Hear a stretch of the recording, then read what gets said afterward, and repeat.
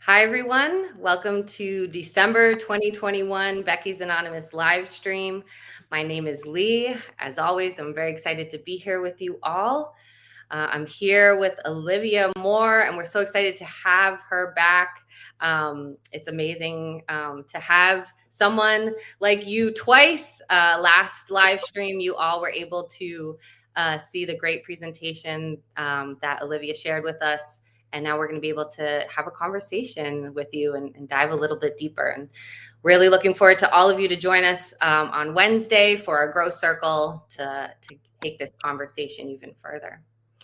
So just to refresh people on who Alivia is of the Penobscot Nation, is a two-spirit community organizer committed to restoring traditional methods of healing through balanced relationship with the earth. They work to restore Wabanaki cultural lifeways as a pathway to heal our tribal kinship systems. She organizes the Wabanaki Two Spirit Alliance in what is now Maine. As a co-founder and builder at Eastern Woodlands Rematriation Collective, they support the revitalization of indigenous food and healing systems. Alivia is immersed in tribal and state child welfare system reform and fosters Native children. She serves as the co-chair for Maine-Wabanaki REACH, supporting the decolonization processes in both Wabanaki and non-tribal communities in Maine. And we're going to share a bunch of information about all of the organizations that we just mentioned, so people can continue to plug in and see the great work you're doing. So welcome. Thank you so much. Alivia, I'm so excited to see you. Where are you calling from? Yeah, so I'm calling from my car, right down the road from my home, because this is where I can get internet connection. But it's a beautiful spot, so when it's warm enough, I like to actually sit right outside, get connection and do these calls. But I'm in Northport, so-called Maine, and this is also traditional Penobscot territory. So I grew up north on the reservation, and so I'm about an hour south of home, the reservation, and my family now, and we have a small farm and do some other traditional food systems projects here. Great, thank you so much. And I know I love how when you speak, you bring everyone and every sort of living being and living existence that you're connected to into the space. So thank you. And as I was just sharing, I'm calling in from Baltimore, Maryland. I just moved here, learning kind of about the land that I'm occupying right now, learning a lot about the Lummi people and the history that's here. So thank you. And want to bring all of that history. And even in this Zoom space, it's always important that we remind ourselves, even in the Zoom world, how do we acknowledge that connection? So yeah. Thank you. So wanted to the presentation that you gave in the last live stream was such a great way to really dive deep into what is really meant by rematriation, and really understanding definitely this point that it's a verb. And one of the questions that I think our audience really needs to hear, and we'll be exploring it in our Wednesday's Grow Circle, is really this question that you posed to us about who are we responsible to. And I was wondering if we could start with you describing particularly pre-colonial in Wabanaki communities, kind of how matriarchy answered this question of who are we responsible to, and how do we think of that question? Yeah. So some of the really key pieces of thinking about this work of to rematriate, which is to restore matriarchies, and thinking about responsibility, is really sorry, I'm getting notifications on my phone, and it's like I'm trying to not engage with them. I thought I silenced all that. No right, all that noise. I know. Trying to be present with these really important conversations. And Yeah. So who are we responsible to? I mean, really distilling it down, we're responsible to the earth, right? To the earth, the specific pieces of land where we are, um, and where we are in a particular moment, where we are investing ourselves, where we are trying to like live and express our full gifts, right? What is the like our responsibilities there on the earth? And that, I think if we really start at that base level, that then can show us different ways of being in relationship and balanced relationship with our other relatives who are sharing that piece of earth too, right? Whether that's the waterways and the bird that comes and visits your feeder, or I'm trying to think of more urban spaces, what that might look like, the railing on a patio or something. um where who are the others who are sharing that piece of land, but that's also our human relatives too. And then really, and it sounds like a lot of the work of Becky's Anonymous, and those within this space, to really understand the power dynamics, right, that are really at play, even when we're not intentionally activating them, that they're at play in those relationships with those who we're sharing the earth with. And for those who are white or white body, with myself, I am white skinned, right? I'm a white skinned indigenous person, so I'm not a white person, but I'm a white skinned person that has tremendous white privilege, especially in my interpersonal interactions, and as I have a lot more safety as I move through the world in a daily fashion. Those systems and structures, right, historically have, as an indigenous person, all of these systems on the land right now are to complete my genocide, right? So it's this like duality of both existing with very real white privilege because of my white skin, while also I'm not a settler. So the systems that settlers have imprinted on the land where I live, my traditional homeland, are here to complete my erasure and uh, for me to no longer exist.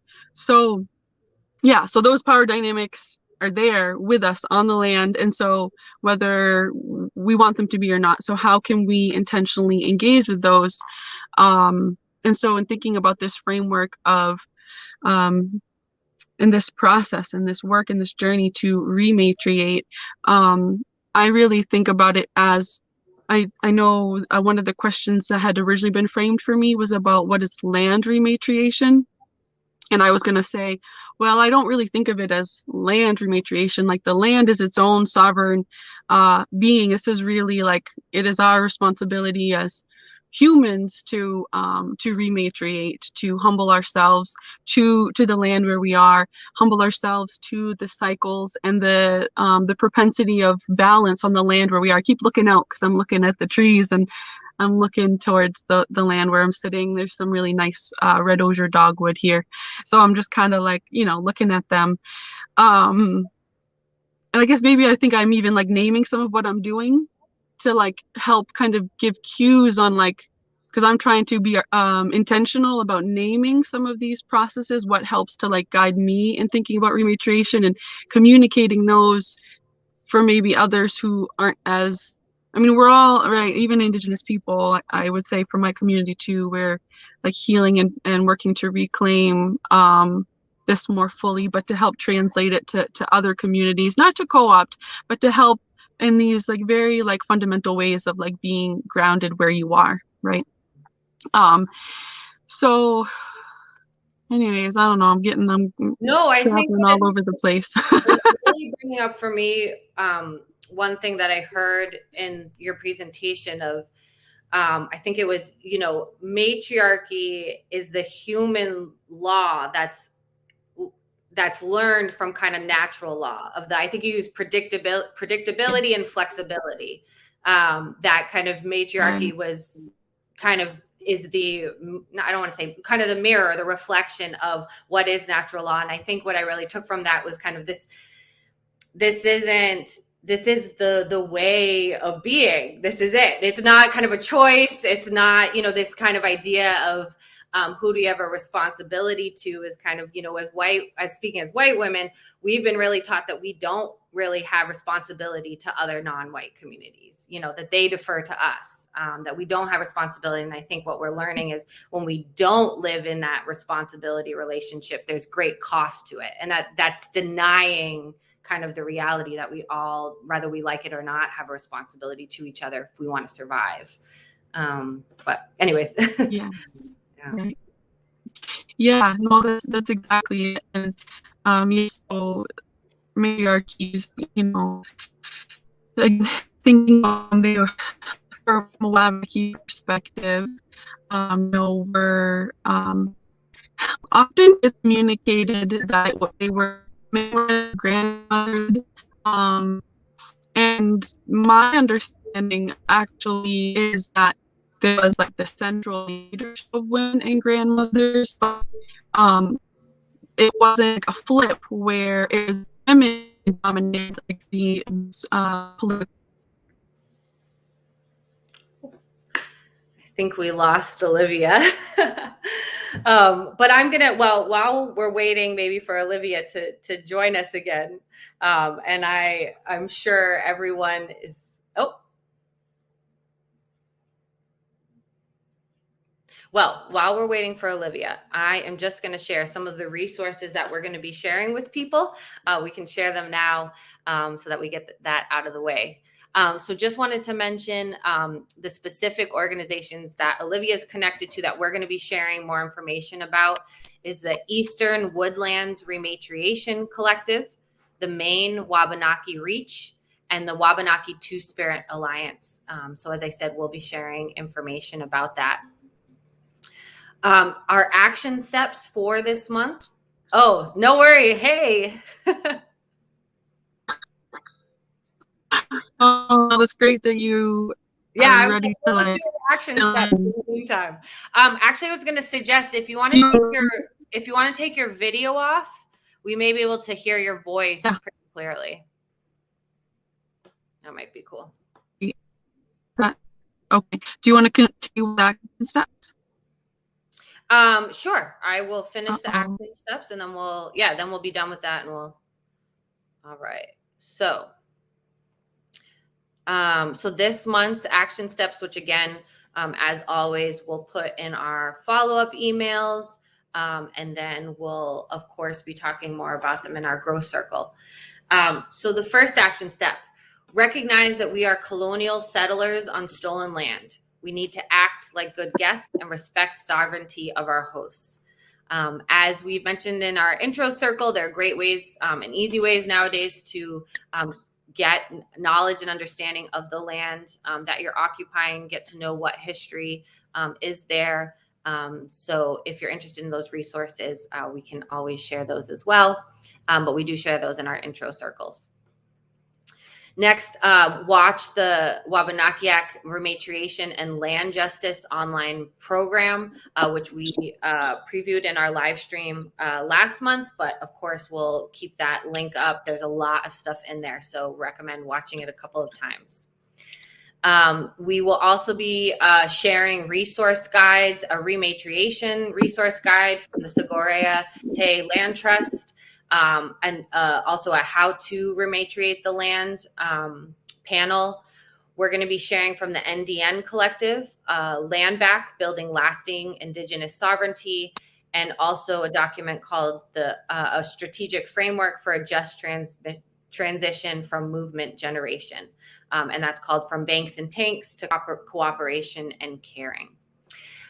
2 action steps that we're profiling this month are to join the Climate Justice Alliance through the Our Power campaign, and we'll share that link that you can click on to join, as well as standing with Honor the Earth and tell President Biden to #StopLine3. So we'll share more about that campaign and how you can support their efforts to tell President Biden to stop Line 3. All right. Awesome. Oh, cool. Awesome. Is Yes, this we can hear you nice and clear. Too bad we won't be able to see your face, but we got to see a little bit of it. So Yeah, no, that's good. And so I moved somewhere else, so hopefully, maybe it'll be a little clearer here. And I want to say that, yeah, those are really great action steps. So, those are, I really encourage you all to, start delving in deeply. There's some great links and things you're being connected with. I don't remember exactly where I was, but I think a part of like thinking from that lens of like, who we're responsible to continuing thinking about what it means to rematriate. I think a piece of it is really, and thinking about how does rematriation connect to dismantling white supremacy? I really think about it as really starting this exercise, this practice of really coming to know that the land, that the earth, the water, the chipmunks that come visit us, to understand them as sovereign beings. And again, really thinking about the land here as sovereign, and use colonial relations to the earth that we're currently kind of operating with, that these colonial relations have made claims to the earth by imposing laws, private and even collective ownership, right? Like thinking about community land trusts, is this like progressive, like this is like the movement that we need to take of collective ownership of the land. But those are still colonial. And ultimately the land truly like cannot be owned, right? That we are actually derived of the land, that the land holds us rather than any of us like truly being landholders, that when this all comes crumbling down, or when we pass, we go back to the earth, right? Like our bodies return to the earth to continue to be held and cared for there. So really thinking of, and like just continuing to revisit this, and then to think about what does that mean about this decision or these decisions, and like what really is like what really is like the truth about how this healthy truth about how we live where we are. And so really understand we've got to humble ourselves to the land. And again, matriarchies, they were the social, economic, and political structures that were developed in deep relationship and reflect of the earth, and like the limits and the cycles of the earth. So when we think, and another really important piece of like engaging with one another and working towards reclaiming matriarchies, is thinking about the shift of the source of power right now within within the white supremacist, subtler colonial reality that we live in. Power is about influence and extraction, and power over, right? Power over others, power over quote unquote resources. But within matriarchy, it's recognizing and uplifting that the source of power, and power in service of others, is power from within, right? And that we all have important gifts that serve the collective good and the well-being and the balance of all. And so that's a really important part of, so an example of like what that looked like and can look like still within matriarchies is a lot of like how status, if we but how kind of status within our matriarchal communities was based on generosity, like who gave the most, who fed the most people. Like when hunters got their first whatever animal, nolke, deer, moose, that it was all given away. It was all given away. And that was like, the hunter that could feed them. And this isn't a male, this is a hunter. I want to be really, like picture what's coming in your mind, like it's a hunter. Just a, human being, that generosity was feeding as many as possible. And also, I mean, yeah, I don't want to get a little off track, but also that in a matriarchal view, like taking of life, was also a responsibility, and what we can also be done in ways that are nurturing, because that's another really important piece of like existing and functioning within a matriarchy, is reflecting on this question of um, how does this nurture, right? Nurture our current relatives, but future generations, and knowing that relatives are, yes, all of our human beings, but also more than humans.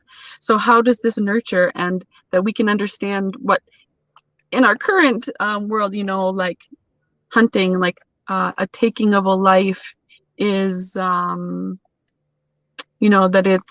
it's destructive, rather than knowing that it can come from a place of really humbling ourselves to these cycles, and we can be supportive of the well-being of moose and deer, and that we're like really tending to the food sources of moose and deer, and we're helping to keep their herds healthy. And this is a reciprocal relationship. We're not like just making those decisions for them. We're really listening and learning from them, and making those decisions from the information they're giving us. We're not just being these humans that we are all knowing. No, we have to quiet and listen, and from the information they give us, know what we can take.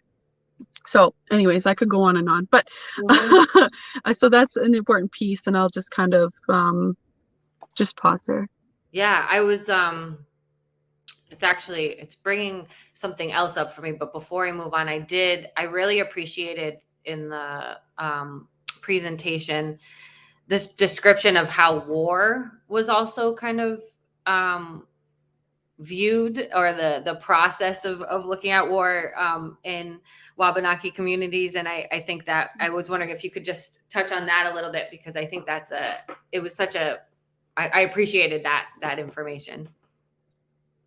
Yeah, and I think it's really important that we remember that there are other ways of existing, rather than the types of war and domination that we're currently existing in, because I think it feels like war is inevitable with humans, the way that we're doing warfare now, and the way that again, this like white supremacist, like colonial mindset of war, and basically that Europeans like brought here and have spread across the world, is one of total annihilation and total subjugation. And that is like the objective of war, is to completely subjugate whoever the quote unquote enemy is. And so yes, there will always be conflict, and so this isn't living I'm not saying that there was absolutely conflict for indigenous, for tribal people here in the United States, but the way that conflict and war was engaged with was ritualized. It was a practice that was about restoring balance, so that if there was a harm done by another community or another family, that yes, there could be really horrific acts, such as murder, or like dismemberment of bodies, but and so yes, you had those things, but they weren't to annihilate entire communities. It was to bring balance. So if there was a murder in one community, that they're going to murder someone of comparable status in the other community, right? If they were a really good, say, like fisher person, or orator, or negotiator in the other community, that someone of that similar status likely was going to be like the target in that ritualized like warfare of bringing balance, of like, okay, you took this from our community, we're going to take this from you, and then after that we're back to coexisting, recognizing that these are still like your bounds of your community. We're not trying to come in and erase all your people, or you all need to take on our lifeways now. Like there's other ways of addressing harms and conflict without the complete subjugation of people, which is the way that warfare, nuclear warfare, and like the things that we're looking at now are completely out of balance. So I think, yeah, it's important that like those acts on the surface can be like, well, they murdered too. Yeah, but it was totally different, like values and like framework, and limits. There were limits, very firmly understood limits to how that was undertaken. Mm-hmm. Yeah, I appreciated kind of how you described the decision making, the veto power, and how many different checks and balances and who is involved in deciding, around what to do about conflict, is definitely something that, as this is kind of the next direction that I think is a great place for us to end, which is, I think, what I'm hearing a lot, is it's bringing me back to something you said in the presentation of how we're preparing for what happens after capitalism, and how kind of the rematriation movement, to me, is kind of where the work that's being put into to preparing us to survive that, but more not just to survive that, but to actually flourish, hopefully. And I think what I'm really hearing is, that coupled with, also to particularly white women, of, if we want to be a part of that movement and we want to be a part of helping ourselves flourish, after capitalism, that we really need to trust indigenous and Black leadership. And how you're articulating, the reason we need to trust is because it's indigenous people, it's Black people who first kind of know what it is to be without capitalism, as you're saying, like the alternatives, the other ways of being, and really are tapped into that wisdom, and have developed the strategies to survive and, again, flourish even with the challenges of capitalism.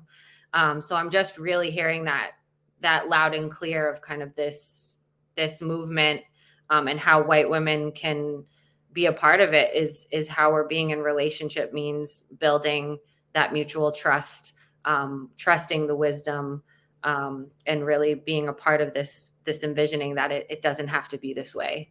And we have a lot of wisdom in how it can be.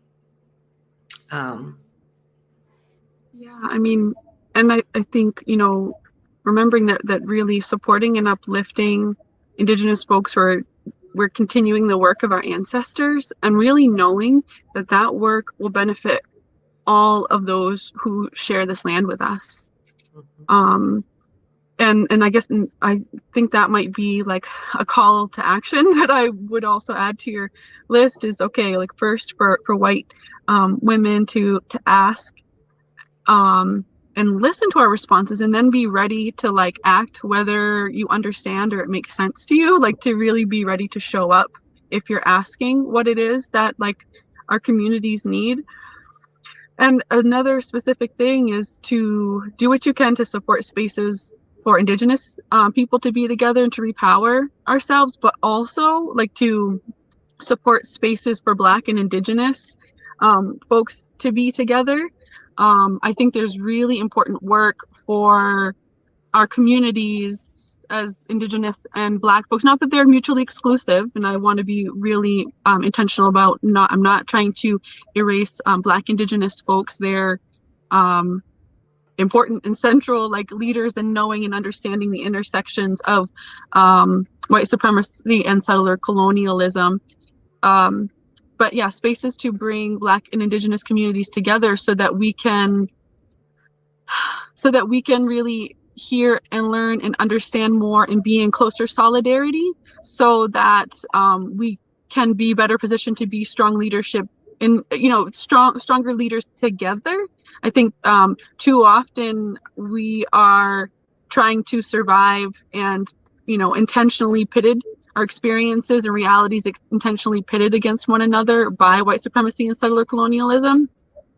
And so not being in community enough has really fractured our ability to, so if there's ways that white women can shift resources and space to allow us to be in community together as Black and Indigenous folks without having to produce outcomes or deliverables, like for us to just like be able to be, again, it will serve the good of all people. Yes. No, I love that point. We talk, as white women, we're very well connected in the nonprofit industrial complex. And we see over and over again exactly your point. White women hear what you're saying and then take it to that deliverable direction.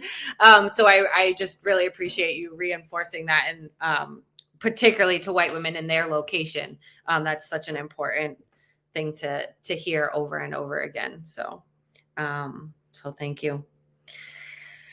And that brings us kind of to our closing, which is that we just want to reinforce, that rematriation is a verb. Rematriation is a verb. Land back is not a metaphor. And so really just want to encourage all of our Becky's Anonymous people out there, and all of you else who's part of our extended community who's tuning in. We really hope that you're leaving here motivated to take action. We have some great actions that you can start with. That will be circulating. Of course, keep tuned in with us, and we'll continue to be giving you actions. Those of you in Becky's Anonymous, we really hope that you'll come to our growth circle on Wednesday, or join us in an intro circle if you haven't been to one yet. Alivia, I just want to say thank you so much. This has been such an amazing 2-part series. Just want to say if you had any other last words. Otherwise, thank you for all that you do for all of us. And we look forward to continuing to build and hear about the great things you're doing and be a part of strengthening them. Yeah, no, just thank you. Thank you for doing this space for all of our ancestors, right? And thank you for your flexibility with just shifting the format, with me not last minute being, sick and voiceless, and yeah. So I think it turned out great. It was great to see that presentation. Now get you in person. So great. Well, thanks again, and wish you a wonderful end to your year and a new year in that transition. And hopefully we'll be able to connect even more in the new year. Okay. Take care, all. Thank you. Bye-bye.